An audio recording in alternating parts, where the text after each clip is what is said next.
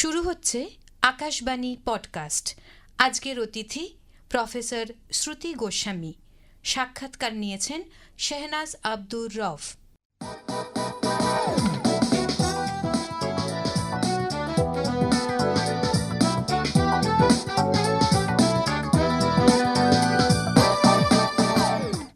আকাশবাণী পডকাস্টের আরও একটি পর্বে আপনাদের সবাইকে স্বাগত জানাই।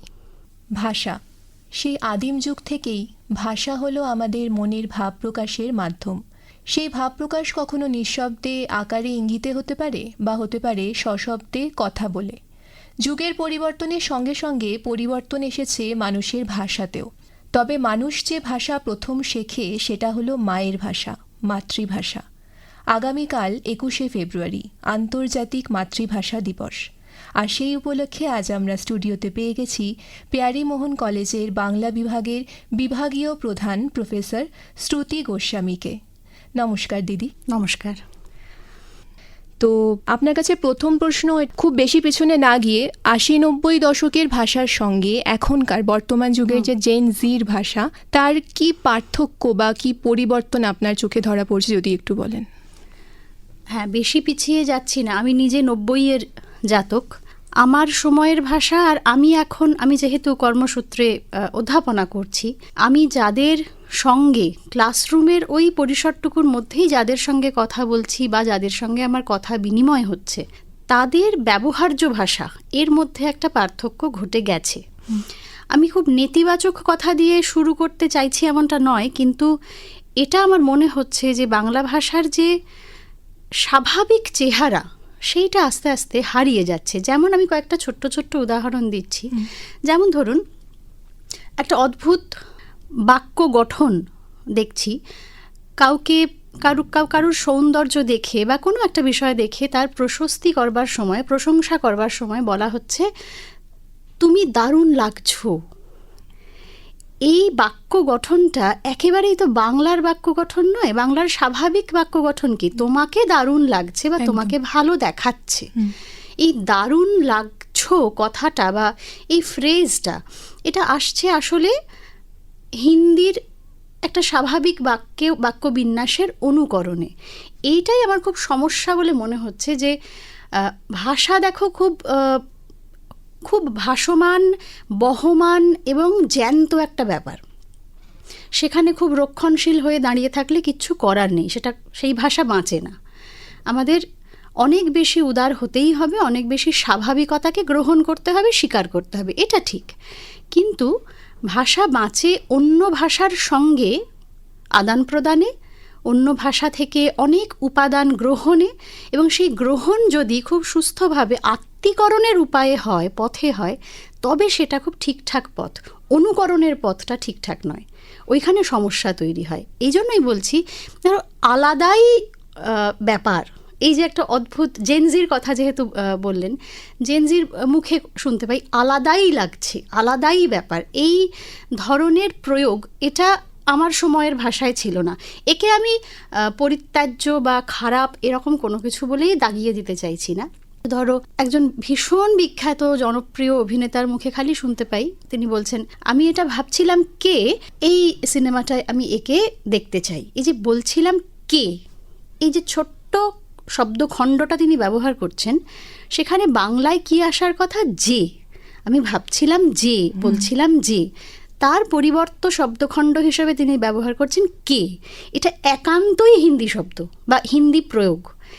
এই জায়গায় আমার মনে হয় যে বাংলার যে স্বাভাবিক ব্যাকরণিক গঠন, যে স্বাভাবিক মানে স্বচ্ছ যে বিন্যাস, সেইগুলো পাল্টে গিয়ে যদি সেখানে খুব অদ্ভুতভাবে অন্য ভাষার অনুকরণ ঘটতে থাকে, আত্মীকরণ, গ্রহণ, সংমিশ্রণ, এটা নয়, শুধু অনুকরণ ঘটতে থাকে, তাহলে একটা সমস্যা তৈরি হয়, যেটা আমি প্রতিনিয়ত আমার পরের প্রজন্ম যাদেরকে আমরা দেখছি এখন ক্লাসরুমের পরিসরে, তাদের মধ্যে আমি খেয়াল করছি। তাদের মুখের ভাষায়, তাদের সোশ্যাল মিডিয়ায়, তাদের যে স্টেটাস ইত্যাদির ভাষায়, এবং তাদের খুব অদ্ভুতভাবে তাদের লেখার ভাষাতেও। এইটা খুব সাংঘাতিক। মানে লেখার ভাষাতে যদি এইভাবে মুখের ভাষার এই নতুন চেহারাটা ঢুকে পড়ে, তাহলে গন্ডগোল, এই আর কি। তো পড়াতে গিয়ে তো আপনি ওদের সঙ্গে খুব বেশি ক্লোজলি দেখতে পাচ্ছেন, অবজার্ভ করতে পারছেন যে এদের এই যে মানে কখনো মনে হয়নি যে একটা কমিউনিকেশন গ্যাপ তৈরি হচ্ছে, যে বা আপনার কি পড়াতে গিয়ে কোনো অসুবিধা ফেস হয়েছে, এরকম কিছু হয়েছে? পড়াতে গিয়ে অসুবিধা ঠিক নয়, কিন্তু ওই যেটা মানে আমি যে স্তর থেকে ভাবছি সেটা শুধু ভাষার জন্যে নয়। ভাষাটা তো আপনি শুরুতেই যেটা বললেন, ভাষা হচ্ছে একটা যোগাযোগের মাধ্যম, ওটা একটা প্রকাশের মাধ্যম। সেইটা আসছে যে চিন্তা থেকে, যে মন থেকে, যে মানসিকতা থেকে, সেই গঠন বিন্যাসেই একটা বদল ঘটে গেছে। ফলে সেখানে কিছু যোগাযোগের দূরত্ব তো তৈরি হয়ই, কিন্তু আমার মনে হয় সেই দূরত্বটাকে আমাদের বড় করে না দেখে কিভাবে আমরা দূরত্বটা মেটাতে পারি, এই দিকে আমাদের বেশি নজর দেওয়াটা এই মুহূর্তে বেশি দরকার। তো এই যে আজকের জেনারেশন, তারা ধরুন আমরা যেগুলো পড়ে, যে সমস্ত সাহিত্য, কবিতা, গদ্য পড়ে বড় হয়েছি, তারাও সেগুলোই পড়ছে। তো সেইগুলো পড়তে পড়তে কি তাদের সেই মানসিক চেঞ্জটা কি হচ্ছে, বা তারা এই যে বলছেন যে তারা এখন যে ভাষাটা ইউজ করছেন সেই ভাষাটায় কি কোনো চেঞ্জ করছে, না ওই রকমই থাকছে? মানে ওই প্রভাবটা কি ওরা পড়ছে ওদের জীবনে? সাহিত্যের কথায় যেহেতু এলেন, দেখুন সাহিত্যের ভাষা বা লেখার ভাষা, একটু আগে যেটা বললাম, লেখার ভাষা আর মুখের ভাষা কোনো দিন, কোনো কালে, কোনো যুগে এক ছিল না। লেখার ভাষা বা সাহিত্যের ভাষা সব সময় একটা কৃত্রিম বানানো একটা প্রকাশভঙ্গি, এবং সেটা যুগের পর যুগ ধরে পাল্টেছে। বঙ্কিমচন্দ্র যে ভাষায় লিখছেন, বঙ্কিমচন্দ্রকে সেই ভাষায় কথা বলতেন নাকি? এটা হতে পারে না। ফলে এটা হওয়া মুশকিল যে ওই সাহিত্যের ভাষাটা তাদের দৈনন্দিন জীবনকে প্রভাবিত করবে, এটা হবে না। কিন্তু ডেফিনেটলি এটা আমরা এটা প্রত্যাশিত, যেটা আপনি বলতে চাইছেন, যে সাহিত্যটা পড়ে তাদের ভাষা বা ভাষার প্রতি দৃষ্টিভঙ্গি এইটা পরিবর্তিত হচ্ছে কিনা, এটা যে মানুষ, যে ছাত্র বা ছাত্রী যে ভালোবেসে সেই সাহিত্যটা পড়বে, সেটা বঙ্কিমচন্দ্র হতে পারে, সেটা রবীন্দ্রনাথ হতে পারে, জীবনানন্দ দাশ হতে পারে, যে কোনো সাহিত্য, মানে যে কোনো ভালো সাহিত্য যখন সে পড়ছে, তখন সেই সাহিত্যের ভাষা বা সেই সাহিত্যের প্রকাশভঙ্গি তাকে মোটিভেট করবে, এটা প্রত্যাশিত। কিন্তু আমি খুব নিশ্চিত নই যে সেটা কতটা সাধারণ স্তরে সম্ভব। কোটি কোটি মানুষ তো বঙ্কিম, রবীন্দ্রনাথ, জীবনানন্দ, মাইকেল পড়বে না, একটা অংশের মানুষ পড়বে, ছাত্রছাত্রীরা সেই অংশটার মধ্যে একটা ছোট্ট শ্রেণী, এই মানুষরা পড়বে। তারা, তাদের মানসিকতা একটু বদল ঘটতে পারে, সেক্ষেত্রে ভাষার প্রতি ভালোবাসা, ভাষার প্রতি দায়বদ্ধতা একটু বাড়তে পারে। কিন্তু এটা আমি মনে করি না, বা এটা হওয়াটা খুব সম্ভবও নয়, যে তার মাধ্যমে তাদের দৈনন্দিনের ভাষা পাল্টে যাবে। কারণ তারা দৈনন্দিন জীবনে অনেক বেশি ইনফ্লুয়েন্সড হয়, অনেক বেশি প্রভাবিত হয় সোশ্যাল মিডিয়ার মাধ্যমে, বিজ্ঞাপনের মাধ্যমে, বা যা তাকে অনেক বেশি ঝলমলে একটা ছবি দেখিয়ে ইমপ্রেস করে। এই দুনিয়াটায় যদি ওই আমি যেটাকে তথাকথিত অর্থে শ্রেয় ভাষার ভঙ্গি বা শ্রেয় একটা সংস্কৃতি বলতে চাইছি, সেটা যদি এই ঝকঝকে দুনিয়াটায় বা ঝলমলে খুব চিত্তাকর্ষক মনোরঞ্জক দুনিয়াটায় যদি না থাকে, তাহলে সেটার মাধ্যমে সে অতটা মোটিভেটেড, অতটা প্রভাবিত হবে না, এটা স্বাভাবিক। সোশ্যাল মিডিয়া বা এইসব প্রসঙ্গ যখন এলোই, তো আরেকটু ছোট যারা আমাদের ছাত্র, মানে একদম বাচ্চাদের কথাই বলছি, তাদের প্রথম শিক্ষিকা, প্রথম গুরু হচ্ছে আমাদের মা।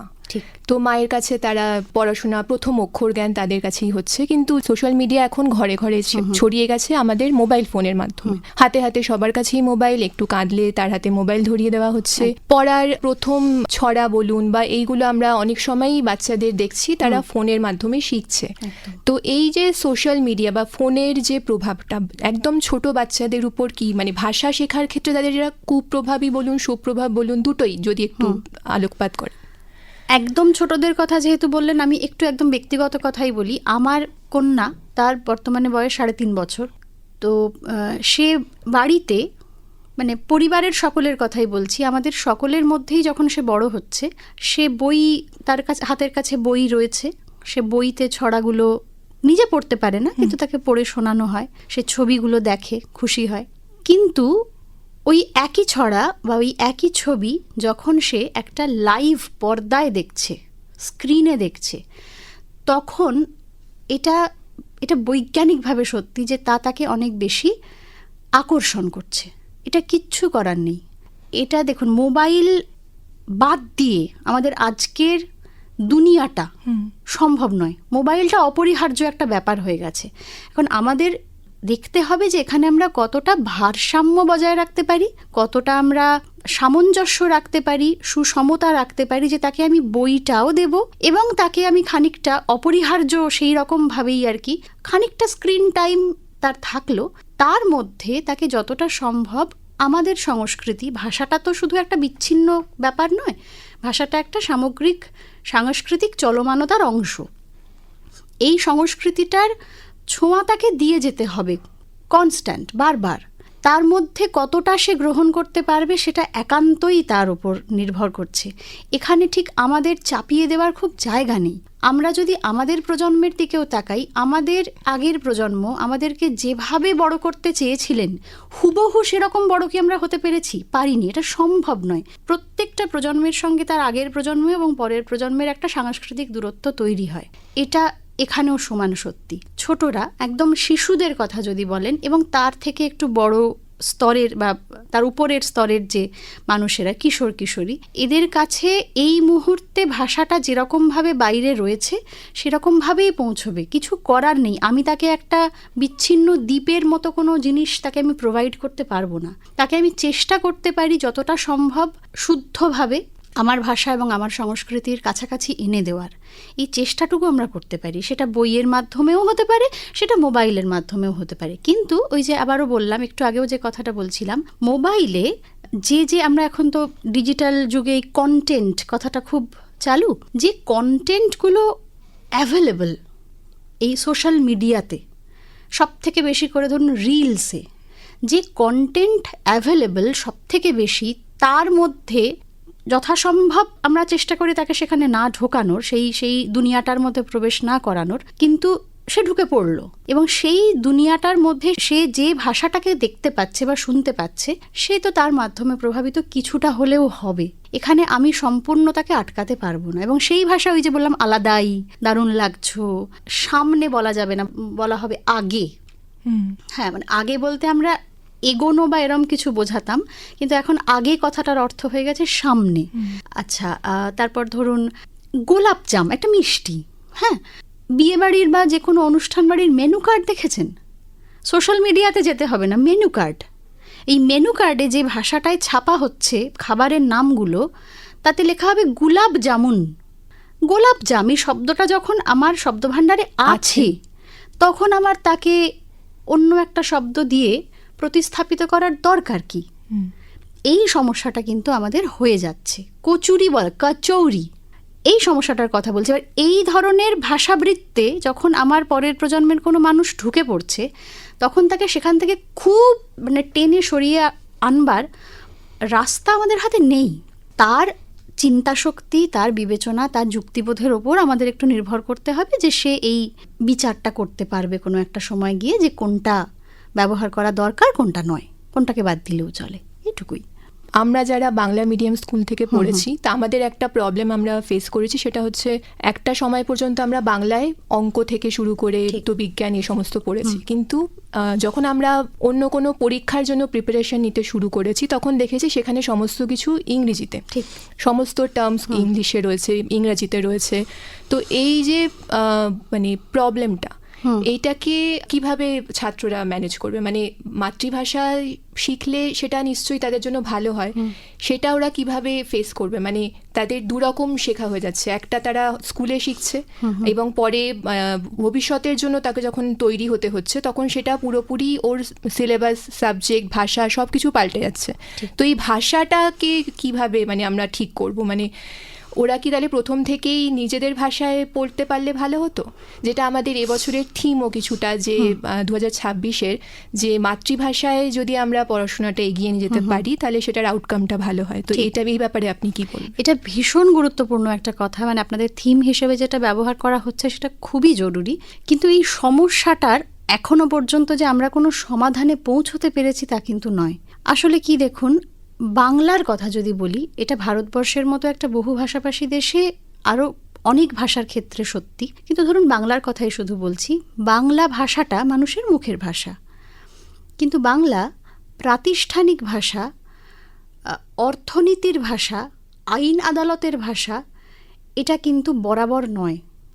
মানে অফিসিয়াল ল্যাঙ্গুয়েজ বলতে আমরা যা বুঝি, এখন কখনো সেটা ফার্সি, কখনো সেটা সংস্কৃত, কখনো সেটা ইংরেজি, এইখানেই তো গ্যাপটা হয়ে গেছে।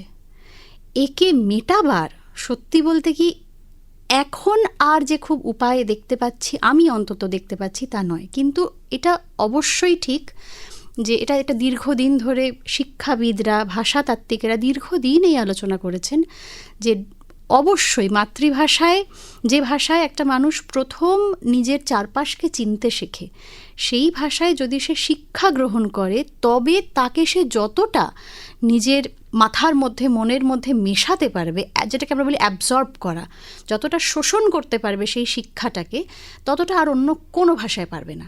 এটা ঠিক, এটা বৈজ্ঞানিকভাবে সত্যি। কিন্তু এই যে একই সঙ্গে বলছি, যেহেতু বাংলা ভাষার সূত্র ধরেই বলছি, বাংলা ভাষাটা প্রাতিষ্ঠানিক স্তরে ইংরেজির মতো কম্প্যাটিবল নয়, তাই বাংলা ভাষা এখনো পর্যন্ত সেই মানে শিক্ষা স্তরে প্রাথমিক শিক্ষা, মাধ্যমিক শিক্ষা একরকম, যেই উচ্চতর শিক্ষার কথা চলে আসে তখনই আমাদের কিন্তু অসুবিধাটার মুখোমুখি হতে হয়, যেটা আপনি বললেন এক্ষুনি। বিশেষ করে বিজ্ঞান বা বাণিজ্য এই ধরনের বিষয়, সেখানে ভীষণ অসুবিধার মুখোমুখি হতে হয়। এখন এখানে যদি আমরা কোরিয়ান মডেল বা জাপানিজ মডেল যদি অনুসরণ করি, তবে এখান থেকে পরিত্রাণ পাবার নিশ্চয়ই উপায় রয়েছে, কিন্তু সেটা আমাদের মতো এই তৃতীয় বিশ্বের দেশটায় এখন কতটা সম্ভব, এটা একটা ভীষণ জ্যান্ত, প্র্যাকটিক্যাল, কঠিন সমস্যা। উচ্চতর শিক্ষার ক্ষেত্রে একটা বাচ্চাকে আমি ছোটবেলা থেকে বাংলা মাধ্যম স্কুলে পড়ালাম, ঠিক আছে, পরে সে একটি এমন জায়গায় পড়াশোনা করতে গেল যেখানে বাংলায় কথা বলা হয় না, সেখানে বেশিরভাগ মানুষ ইংরেজিতে বা অন্য কোনো ভাষায় কথা বলে, সে সহজেই সেই মানে ভাষা সংস্কৃতিটাই মিশে যেতে পারবে, কারণ এটা একটা খুব সহজ কথা, যে ভাষা তার চারপাশে সারাক্ষণ বলা হচ্ছে, সে যদি 4 দিন সেই ভাষা শোনে, অবধারিতভাবে তাকে সেই ভাষার সঙ্গে মিলতে হবে। এটা একটা অ্যাডাপ্ট করতে পারা। কিন্তু পরীক্ষা দেওয়া, চাকরি জোগাড় করা, মানে একদম কেজো জগৎটা, সেটা এতটা সহজ নয়। তাকে সেইখানে কম্পিট করতে গেলে, সেই প্রতিযোগিতার মধ্যে পড়তে গেলে, মুখোমুখি হতে গেলে, যেটা এই মুহূর্তে স্বাভাবিক রাস্তা বা সহজ রাস্তা বা বহাল রাস্তা, সেই রাস্তাটায় তো হাঁটতেই হবে। তাকে এখন একটা উদাহরণ দিতে পারি, মানে আমার ব্যক্তিগত অভিজ্ঞতার। একটি ছেলে, এই কয়েকদিন আগের ঘটনা, আমি যে কলেজে পড়াই সেখানে একটি পরীক্ষা চলছে, বাংলার পরীক্ষা। এটা কোনো অনার্স বা ইলেকটিভের পরীক্ষা নয়, এখন কলকাতা বিশ্ববিদ্যালয়ে একটা এমন কোর্স চালু আছে যেটা এই সব কিছুর বাইরে একটা অন্য কোর্স, মানে মেজর, মাইনর ইত্যাদি কোর্স নয়। তো সেখানে বাংলা বিষয়টির পরীক্ষা চলছে। একটি ছেলে পরীক্ষা দিতে এসেছে, সে বাংলাটা জানে না, সে কোনো কারণে ঘটনাচক্রে ফর্ম ফিল আপের সময় ওই কোর্সটায় বাংলা চুজ করে ফেলেছে ভুল করে, এবং তারপরে সেটাকে সংশোধন করবার কথা তার মনেই হয়নি, কোনো কারণে, সেই প্রসঙ্গে যাচ্ছি না, তার কোনো কারণে মনে হয়নি। এবার সে যখন পরীক্ষা দিতে এসেছে, তার ধারণা হয়েছিল যে এটা মাল্টিপল চয়েসের প্রশ্ন হবে, ফলে সে বাংলাটা একটু একটু পড়তে পারে ও উত্তর দিয়ে দেবে, দেখে দেখে ভেবে চিনতে মনে করে করে একটা অপশানে ও টিক দিয়ে দিয়ে কোনোভাবে একটা পরীক্ষাটা দিতে পারবে। পরীক্ষাটা দিতে এসে সে দেখে যে না, এটা লিখিত পরীক্ষা, তাকে উত্তর লিখতে হবে রীতিমতো। সে তখন পড়ে মহাবিপদে, এবং তারপরে যেটা আমরা জানতে পারলাম যে ছেলেটির, যখন সে আসছে আমাদের কাছে সমস্যাটাকে নিয়ে, তখন সে বলছে, আমরা তাকে জিজ্ঞেস করলাম যে তুমি বাংলা তাহলে নিয়েছিলে কেন? বললো না, আমি বাংলাটা পড়তে পারি, আমি যে খুব ভালো লিখতে পারি তা নয়, কিন্তু আমি পড়তে পারি, বাংলা আমি বুঝতেও পারি। সেই সময় সে কথা বলছে ইংরেজিতে আমাদের সঙ্গে। তারপরে যখন সে কথার মাঝখানে কয়েকটা ফ্রেজ ব্যবহার করছে, বাক্যবন্ধ ব্যবহার করছে, সেগুলো হিন্দিতে। তারপর তাকে জিজ্ঞেস করলাম তুমি পড়াশোনাটা কোন ভাষায় করেছো? সে প্রথমে বললো আমার প্রথম পড়াশোনাগুলো তো ভোজপুরিতে, তার মাতৃভাষা ভোজপুরি। সে মাধ্যমিক শিক্ষাটা করছে হিন্দিতে, তারপরে সে চলে গেছে ইংরেজি মাধ্যমে। এবার এমন একটা শিক্ষা অবস্থায় সে এই মুহূর্তে দাঁড়িয়ে, যখন তাকে বাংলা ভাষায় একটা গোটা পরীক্ষা দিতে হবে, এটা তো একটা সিস্টেম্যাটিক ফেলিয়ার, তাই না? এই ছেলেটির ক্ষেত্রে কতগুলো ভাষাকে নিয়ে সংকটটা তৈরি হচ্ছে, সে কোনটাকে চুজ করবে, কোনটাকে বেছে নেবে। এই সমস্যা কিন্তু মানে তার মাতৃভাষা ভোজপুরি হোক, পাঞ্জাবি হোক, ওড়িয়াই হোক, তামিলই হোক, তেলুগুই হোক, বাংলাই হোক, ভারতবর্ষের মতো বহু ভাষাভাষী দেশে এটা ভীষণ জ্যান্ত এবং মানে প্রায় মীমাংসাহীন একটা সমস্যা এই মুহূর্তে। তো আপনার কথার এই সূত্রটা ধরে যদি আমি কনক্লুশন টানছি না, কিন্তু বলতে কি পারি যে এটা একটা কারণ মাতৃভাষা বিমুখ হওয়ার? বাঙালিরা কি বাংলা চাইছে না বলতে, না কি কারণ? তারা একটু হিন্দি বা ইংরেজির প্রতি কি একটু বেশি ঝুঁকে পড়ছে? এই কারণটার জন্যই তারা চাকরি পাচ্ছে না, তারা এগোতে পারছে না, উচ্চতর শিক্ষাই হোক চাকরি হোক, ভবিষ্যতের কথা ভেবেই কি তারা বাংলা থেকে বিমুখ হয়ে যাচ্ছে? এটা খুব বড় একটা কারণ। দেখুন, বাংলা ভাষার মতো সমৃদ্ধ ভাষা গোটা পৃথিবীতে খুব কম আছে, তাই না? এর মানে সংস্কৃতির ভাণ্ডারে বাংলার যে অবদান, সেটার দিকে তাকালে সবাই মোহিত হয়ে যায়। কিন্তু এটা দিয়ে তো পেট চলে না। বাংলা ভাষাটা যতক্ষণ পর্যন্ত শুধু ওই একটু গান করলাম, একটু আবৃত্তি করলাম, নাটক করলাম, কবিতা লিখলাম, কবিতা পড়লাম, এর মধ্যে সীমাবদ্ধ থাকবে, ততদিন এর কোনো পরিত্রাণের রাস্তা নেই। কাজের জগতে ঢুকতে হবে। বাংলা পড়ে, বাংলা বলে, বাংলা লিখে যখন কেউ রোজগার করতে পারছে, খুব সহজ ভাষায় বলছি, রোজগার করতে পারছে, তখন সেই ভাষাটা বাস্তব জীবনে টিকবে। যত বেশি আমরা সেই রাস্তাটাকে আটকে দেব, এবং আমরা খুব ভালো করে জানি যে এখানে হিন্দি ইংরেজির কথা বললেন, ধরুন শান্তিনিকেতনের একটা কোনো সাঁওতাল পল্লীতে গিয়ে আমি যদি মাতৃভাষা দিবসে বাংলা ভাষায় এবং খুব শিলিত নাগরিক বাংলা ভাষায় একটা রবীন্দ্রসঙ্গীত গাই, সেটা কি মাতৃভাষার প্রতি সম্মান জানানো হবে? খুব বুঝতে পারছেন? মানে ভাষার যে আগ্রাসন বা ভাষাগত যে রাজনীতি, এটা তো নানান মাত্রায় কাজ করে। সেখানে যেমন বাংলা ভাষার একটা আগ্রাসন আমরা দেখতে পাচ্ছি, তেমনি আরেকটু উঁচু লেভেলে, উঁচু স্তরে বাংলা ভাষার ওপর হিন্দি বা ইংরেজির আগ্রাসনটা চলছে। এবার এই আগ্রাসনটাকে আমরা অস্বীকার করতে পারি না, কিন্তু এই আগ্রাসনটাকে যতটা সম্ভব আমাদের ঠেকাতে হবে।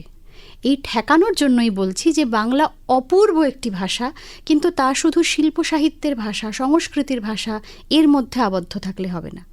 একে অনেক বেশি প্র্যাকটিক্যাল হতে হবে। কাজের জগতে তার সম্ভাবনাগুলোকে আমরা যারা বাংলা নিয়ে চর্চা করি, বাংলায় কথা বলি, বাংলায় কথা বলতে অন্যদের আহ্বান করি এত এত বেশি করে, তাদেরকে সেই দায়িত্বটা অন্তত খানিকটা হলেও নিতে হবে যে আমাদের পরের প্রজন্মের জন্য, আমাদের প্রজন্মের অনেক মানুষের জন্য, যে এই ভাষাটা যেন মানুষকে জীবন ধারণের সম্ভাবনাগুলোর দিকে টানে। না হলে এই ভাষার ওই মানে মুখের ভাষায় যেটুকু টিকবে, তার মধ্যে প্রচুর পরিমাণে ওই যে বললাম অনুকৃতি, সেগুলো ঢুকে পড়বে, আর বাইরের জগতে, প্রাতিষ্ঠানিক জগতের প্রতিযোগিতায় বারবার সে পিছিয়ে পড়বে। এর থেকে উদ্ধার পেতে গেলে ওটাই একমাত্র পথ। তাকে কাজমুখী হতে হবে, পেশামুখী, বৃত্তিমুখী অনেক বেশি হতে হবে। দিদি, এবার একটু অন্য প্রসঙ্গে আসি, কথ্য থেকে সাহিত্যে। সেখানে ভাষায় কি সেরকম কোনো রূপবদল আপনার চোখে পড়েছে? আরও একটা প্রশ্ন এর সঙ্গেই যোগ করতে চাই, এই যুগের সাহিত্যিকদের ব্যাপারে। এখন কি আর সেই মানের বা সেই স্তরের সাহিত্য রচনা হচ্ছে যা আজ থেকে ধরুন 50 বছর বা 60 বছর পরেও মানুষ ততটাই আগ্রহ নিয়ে পড়বে, যতটা আগ্রহ নিয়ে আমরা আজও রবীন্দ্রনাথ, বিভূতিভূষণ, শরদিন্দু, শক্তি বা সুনীল পড়ি? আমার আসলে এই ব্যাপারটা খুব অহেতুক বলা মনে হয়। দেখুন, একটা সময়ের মানুষ কখনোই না তার সময়ের শিল্প সাহিত্যকে পুরোপুরি জাজ করতে পারে না। তার জন্য একটা কালগত দূরত্ব প্রয়োজন হয়। কে কতটা মহান সাহিত্যিক, এর বিচার তার সমকালে নাও হতে পারে। আমি এখানে মহত্বের কথাও বলছি না, আপনি প্রতিভাবান সাহিত্যিকের কথা বললেন। ধরুন আমাদের সমকালে, আমি কোনো তুলনায় যাচ্ছি না, মানে আগের সাহিত্যিকদের মতো বড় সাহিত্যিক এসেছেন কিনা এই জিনিসটাই আমি যাচ্ছি না, কিন্তু আমাদের সময়ের খাঁটি সাহিত্যিক, এইটুকু তো আমরা বলতে পারি অন্তত। সেরকম খাঁটি সাহিত্যিক তো আমরা চারপাশে দেখতে পাই। সেখানে যদি আমি বলি যে না, খাঁটি সাহিত্যিকও কেউ নেই, তাহলে মিথ্যাচার হবে। ধরুন সৌরভ মুখোপাধ্যায়ের মতো একজন সাহিত্যিক, সৈকত মুখোপাধ্যায়ের মতো একজন সাহিত্যিক, কৌশিক মজুমদার, মানে যারা জনপ্রিয় ফিকশন নন ফিকশনের জগতে এই মুহূর্তে আছেন, অভিমন্যু মাহাতোর মতো একজন এত শক্তিশালী কলম, বা যদি কবিতার কথা বলি, জগন্নাথ দেব মণ্ডলের মতো এমন একজন কবি যার কবিতার শব্দগুলো পড়লেই বোঝা যায় সেটা কতটা স্বতন্ত্র অভিজ্ঞান তার মধ্যে রয়েছে। তো এদের যদি আমরা ওভারলুক করি তাহলে ভুল হবে। এরা কত বড়, কত মহৎ, তার বিচার আমরা এখন করার কেউ নই। এর বিচার ভবিষ্যৎ করবে, আগামী দিন করবে। কিন্তু এদের অস্তিত্ব যে আছে এটা মনে হয় স্বীকার করা দরকার, এবং সেটা বাংলা ভাষার বিভিন্ন স্তরে। এমন কিন্তু নয় যে এটা শুধু নাগরিক বাংলা সাহিত্য রচনা হচ্ছে, তা নয়।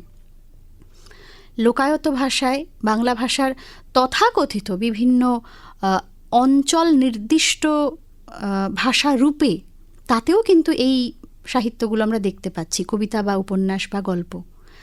ফলে এখানে আমার মনে হয় না যে আমি এটা বলতে পারি যে বাংলা সাহিত্যের খুব দৈন্য এই মুহূর্তে আছে। না, আমি অন্তত দেখতে পাচ্ছি না খুব দিন হয়ে গেছে আমার সময়ের বাংলা সাহিত্য, বরং বেশ বেশ মণিমাণিক্যতাতে আমি দেখতে পাচ্ছি ছড়িয়ে রয়েছে। আমরা আমাদের আলোচনার শেষ পর্যায়ে চলে এসেছি। আন্তর্জাতিক মাতৃভাষা দিবস উপলক্ষে দিদি আকাশবাণী শ্রোতাদের আপনি কী বার্তা দেবেন?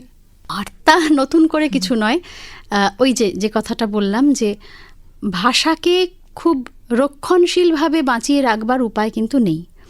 আমি যদি বলি যে আমার এই বাংলা ভাষাটা বলতে গেলে বা যে কারুর মাতৃভাষায় কথা বলতে গেলে এই ব্যাকরণ মেনে চলতে হবে, অমন করে ভাষা টেকে না। আমাদের উদার হতে হবে, অনেক বেশি নমনীয় হতে হবে, ফ্লেক্সিবল হতে হবে। কিন্তু একই সঙ্গে ভাষার যে নিজস্ব শিকড়, তাতে প্রতিনিয়ত জল দিয়ে যেতে হবে। ওই জলটা না থাকলে কোনো ফুল ফুটবে না, সেই ফুল থেকে কোনো ফলও ধরবে না। ফলে শিকড়ের দিকে মন রেখে যদি আমরা আরও একটু আমাদের ভবিষ্যতের কথা ভাবতে পারি, তবে মনে হয় আমাদের ভাষা বেঁচে থাকবে। আপনার মূল্যবান সময় থেকে আকাশবাণীকে সময় দেওয়ার জন্য আপনাকে অসংখ্য ধন্যবাদ। নমস্কার। নমস্কার আপনাদের সকলকে।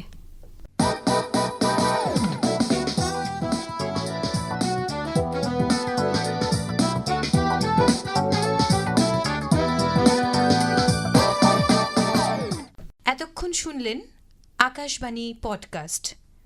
আজকের অতিথি ছিলেন প্রফেসর শ্রুতি গোস্বামী। তার সাক্ষাৎকার নিলেন শেহনাজ আব্দুর রফ।